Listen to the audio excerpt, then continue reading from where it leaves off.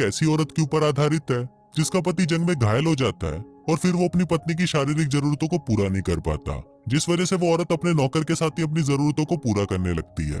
अब इसके बाद कहानी में आगे क्या होता है ये हम आज की इस एक्सप्लेनेशन में देखने वाले हैं। आज मैं जिस फिल्म को एक्सप्लेन करने वाला हूँ उसका नाम है लेडी स्टैटरली लवर और ये फिल्म 1981 में रिलीज हुई थी। मूवी की शुरुआत में हम घोड़ों की रेस होती हुई देखते हैं जिसको हमेशा की तरह क्लिफर्ड नाम का एक आदमी जीत जाता है। फिर वो अपनी वाइफ कोनी के पास जाता है और उसे बताता है कि इस बार भी वो रेस जीत गया है। अब इस रेस को जीतने की खुशी में क्लिफर्ड शाम को अपने घर पर एक पार्टी रखता है। पार्टी में क्लिफर्ड अपनी वाइफ के साथ डांस कर रहा होता है, पर तभी उसे खबर मिलती है कि इंग्लैंड और जर्मनी के बीच जंग छिड़ गई है और इस वजह से क्लिफर्ड को अगली सुबह ही सेना में वापस जाना पड़ता है। क्लिफर्ड जर्मनी के खिलाफ जंग लड़ रहा होता है और जंग के दौरान वो बहुत बुरी तरह घायल हो जाता है, जिस वजह से उसके पेट के नीचे का पूरा हिस्सा पैरालाइज हो जाता है। अब क्लिफर्ड चल फिर नहीं सकता था, इसलिए वो हमेशा व्हील चेयर पर ही रहता था और कोनी उसका ख्याल रखती थी। अब क्लिफर्ड का छोटा चेतन भी कभी खड़ा नहीं हो सकता था, जिस वजह से वो कोनी की शारीरिक जरूरतों को भी पूरा नहीं कर पा रहा था। अब एक दिन क्लिफर्ड कोनी को बोलता है कि तुम मेरी वजह से अपनी बाकी की लाइफ बर्बाद मत करो। अगर तुम्हें कोई लड़का पसंद आता है तो तुम उससे प्यार कर सकती हो। इसके अलावा तुम दोनों का कोई बच्चा भी होता है तो मैं उसे अपना वारिस बना लूंगा। लेकिन कोनी उसे बोलती है कि मैं सिर्फ तुमसे ही प्यार करती हूँ और मुझे तुम्हारे अलावा कोई नहीं चाहिए। अब वो दोनों आपस में बातें कर ही रहे होते हैं कि तभी वहाँ पर क्लिफर्ड का गेटकीपर ओलिवर आता है। फिर क्लिफर्ड ओलिवर को बोलता है कि तुम मुझे मेरे घर तक छोड़ दो, तो ओलिवर उसे घर छोड़ने जाता है। ओलिवर की नजर जब कोनी पे पड़ती है तो उसे कोनी बहुत ही ज्यादा पसंद आती है और वहाँ से जाते वक्त वो मुड़कर बार बार कोनी को ही देख रहा होता है। एक दिन क्लिफर्ड की तबीयत अचानक खराब हो जाती है और वो लोग तुरंत एक डॉक्टर को बुलाते हैं, पर वहाँ पर एक नर्स आती है जिसका नाम मिस बोल्टन होता है और वो क्लिफर्ड का इलाज करने लगती है। इसके बाद क्लिफर्ड कोनी को बोलता है कि तुम ओलिवर के पास जाकर पता करो कि मुर्गी ने अंडे अच्छे दिए हैं या नहीं। अब कोनी क्लिफर्ड की बात मानकर ओलिवर के पास चली जाती है जो जंगल के बीच बने हुए कैबिन में रहता था।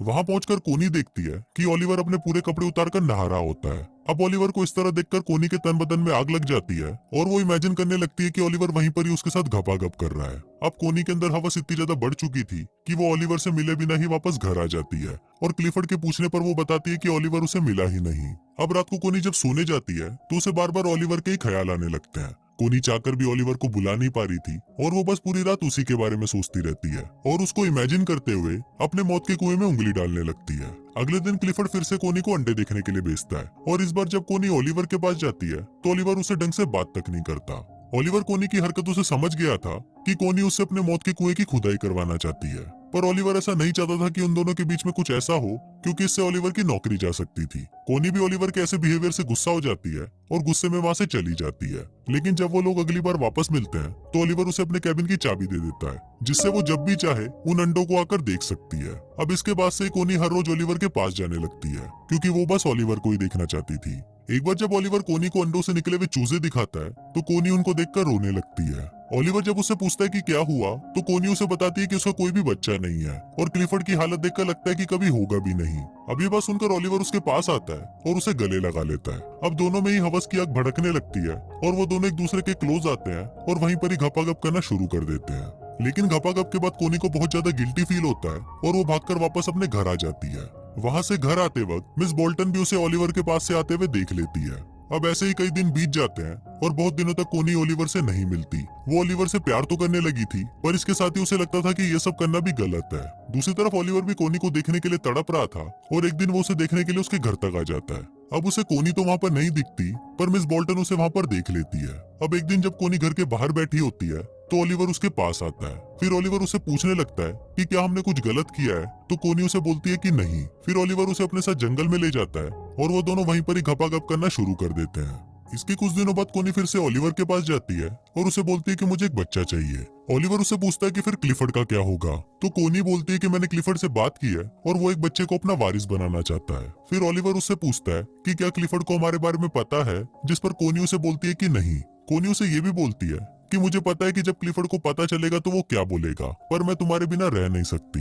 अब ओलिवर बच्चे के लिए मान जाता है और वो कोनी को बोलता है कि मैं चाहता हूँ कि तुम एक रात मेरे साथ मेरे कैबिन में बिताओ। इसके बाद जब कोनी घर आती है तो मिस बोल्टन को उसके बालों में से एक घास का तिनका मिलता है, जिसको देखकर वो समझ जाती है कि उसका और ओलिवर का अफेयर चल रहा है। पर इस सब के बावजूद कोनी उससे मिलना नहीं छोड़ती और वो ओलिवर को बोलती है कि मैं आज रात को तुम्हारे साथ तुम्हारे घर पर रहूंगी। वो उसे ये भी बोलती है कि मैं तुम्हारी पत्नी बनने के लिए भी तैयार हूँ, पर मैं क्लिफर्ड को नहीं छोड़ सकती क्योंकि उसे मेरी जरूरत है।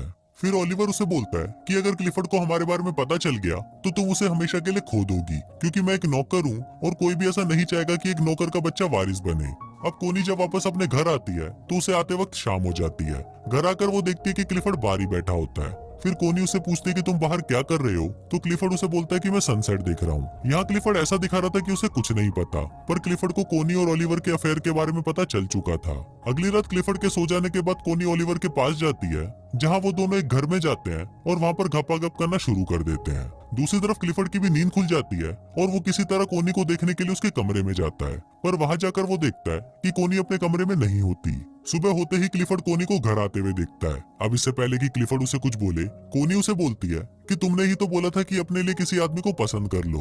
पर इस पर क्लिफर्ड उसे बोलता है कि मैंने ये नहीं बोला था कि तुम एक नौकर के साथ ही घपाघप करो।